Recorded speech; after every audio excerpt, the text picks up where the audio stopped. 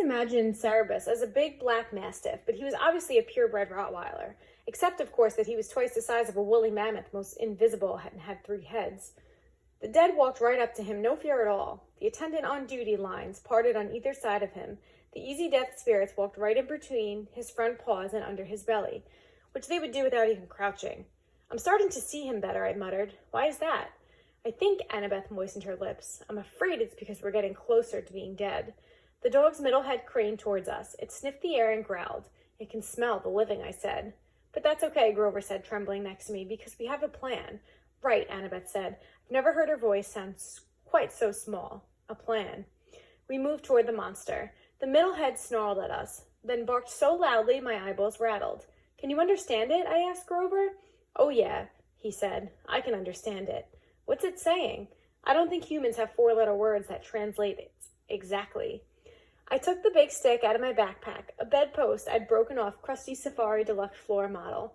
I held it up and tried to channel happy dog thoughts towards Cerebrus Alpo commercials, cute little puppies, fire hydrants. I tried to smile like I wasn't about to die. "Hey, big fella," I called up. "I bet they don't play with you much." "Growl. Good boy," I said weakly. I waved the stick. The dog's middle head followed the movement. The other 2 heads trained their eyes on me, completely ignoring the spirits. I had Cerebrus's undivided attention. I wasn't sure if it was a good thing. "Fetch!" I threw the stick into the gloom. A good solid throw. I heard it go sploosh in the river Styx. Cerebrus glared at me, unimpressed. His eyes were baleful and cold. So much for the plan. Cerebrus was now making a new kind of growl, deeper down in his 3 throats. Grover said. "Percy?" "Yeah." "I just thought you'd want to know." "Yeah." "Cerebrus? He's saying we've got 10 seconds to pray to the god of our choice. After that, well, he's hungry." "What? Wait," Annabeth said. She started rifling through her pack. Uh-oh, I thought. 5 seconds, Grover said. "Do we run now?"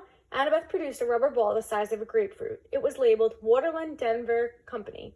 Before I could stop her, she raised the ball and marched straight up to Cerebrus. She shouted, "See the ball? You want the ball, Cerebrus? Sit." Cerebrus looked as stunned as we were.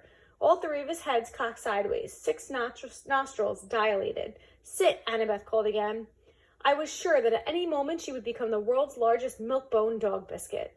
But instead, Cerebrus licked his 3 sets of lips, shifted on his haunches, and sat, immediately crushing a dozen spirits who had been passing underneath him in the easy death line.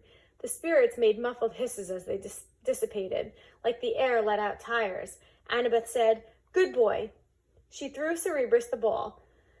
He caught it in his middle mouth. It was barely big enough for him to chew, and the other heads started snapping at the middle, trying to get the new toy. "Drop it," Annabeth ordered.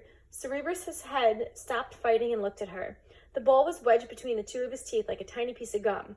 He made a loud, scary whimper, dropped the ball, now slimy and bitten nearly in half, at Annabeth's feet. "Good boy." She picked up the ball, ignoring the monster spit all over it. She turned towards us. "Go now. Easy death line, it's faster," I said, "but..." "Now," she ordered in the same tone she was using on the dog. Grover and I inched warily. Cerebrus started to grow. "Stay," Annabeth ordered the monster. "If you want the ball, stay." Cerebrus whimpered, but he stayed where he was. "What about you?" I asked Annabeth as we passed her. "I know what I'm doing, Percy," she muttered.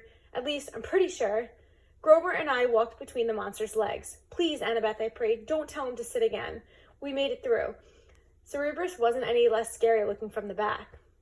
Annabeth said, "Good dog." She held up the tatered red ball, and probably came to the conclusion I did. If she rewarded Cerebrus, there would be nothing left for another trick. She threw the ball away. The monsters left the mouth immediately, snatched it up, only to be attacked by the middle head, while the right head moaned in protest. While the monster was distracted, Annabeth walked briskly under its belly and joined at the metal detector. "How did you do that?" I asked her. I was amazed.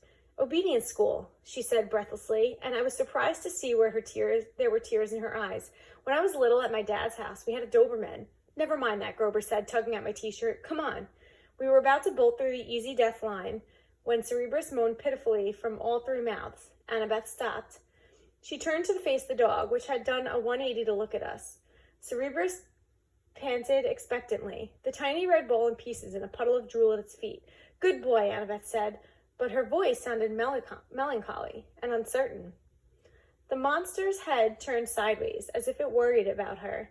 "I'll bring you another ball soon," Annabeth promised faintly. "Would you like that?" The monster whimpered. I didn't need to speak to a dog to know Cerberus was still waiting for the ball. "Good dog. I'll come visit you soon. I promise." Annabeth turned to us. "Let's go." Grover and I pushed through the metal detector, which immediately screamed and set off flashing red lights. "Unauthorized possessions. Magic detected." Cerberus started to bark. We burst through the easy deathline gate, which started even more alarms blaring, and raced into the underworld.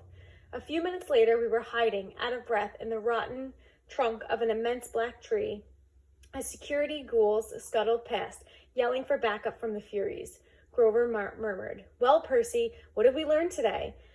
That three-headed dogs prefer red rubber balls over sticks?" "No," Grover told me. "We've learned that your plans really, really bite." I wasn't sure about that. I thought maybe Annabeth and I both had the right idea. Even here in the underworld, everybody, even monsters, needed a little attention once in a while. I thought about that as we waited for the ghouls to pass. I pretended not to see Annabeth wipe a tear from her cheek as she listened to the mournful keening of Cerberus in the distance, longing for his new friend.